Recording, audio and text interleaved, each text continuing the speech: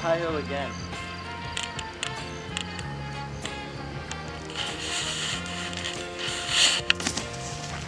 It's the hi-ho again. Pay attention.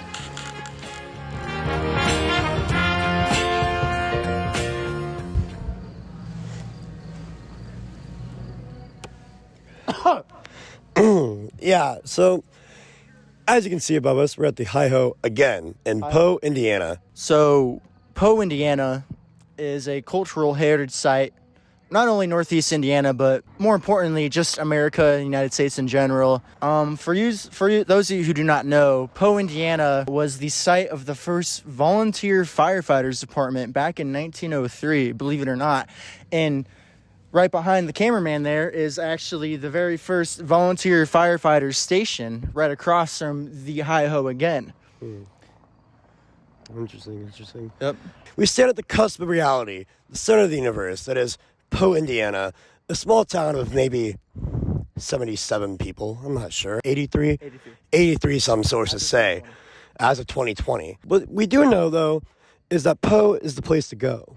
The place of camaraderie, the place of brotherly love, much like the city of Philadelphia, to see your brother and kinship, and some random guy is going to tell you about his 45 years at the Dana Corp. Hell yeah. But we'll get to that later. There's plenty in store for Poe. For now, let's start taking a look at a history. All right, I'm here with the foremost Poe-goer expert of our generation, Dylan K, we'll call him. He's going to tell us a little bit about the background of Poe, why it's called the hi-ho again, I guess, is kind of my main question. So why is that? So, I'm not fully sure about hi-ho, but hi-ho again. So, Mr. Cameraman, if you want to pan that way, there's a little intersection over there.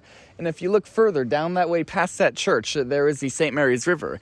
And the old hi-ho, the original hi-ho, used to be called Muskrat Slide because the muskrats would climb up from the St. Mary's River and slide down. Now, my grandfather, Arnold Grimaud, he is the one that purchased this fine establishment, built this grand building over here, and christened it hi-ho again.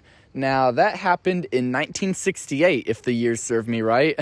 And back then it was a completely different time. That man used to sell dynamite, used to sell revolvers. I've spoken to many old men over there who used to say, oh yeah, my first Ruger 357 I bought right off that shelf over there. And that shelf's not there anymore. But back in the day when America was a different place and America was a freer place, we could do that here. Now, times have changed, of course, but in this small town, you may have heard of the 15-minute city. We like to think of Poe as a true 15-minute city. You can go anywhere you need to from here. There used to be a general store right there. Get the bar, get your drinks, get your socialization. You got your fire department, all the public service you need over there. Now, we strayed a little bit from that, and of course, that's because of centralization. And my grandfather founded this current building, and it's just been under renovation currently, and they've revitalized it. So the future of Poe looks very bright, despite its, deep-rooted history, despite how long it's been here. I mean, 1968, that would be going on almost 60 years at this point. 54, 55? Yeah, something like that. So, yeah, we have a lot of history here, and we have a lot of history to make, and I'm proud to be here with these fellow Zoomers who are going to make that history with me.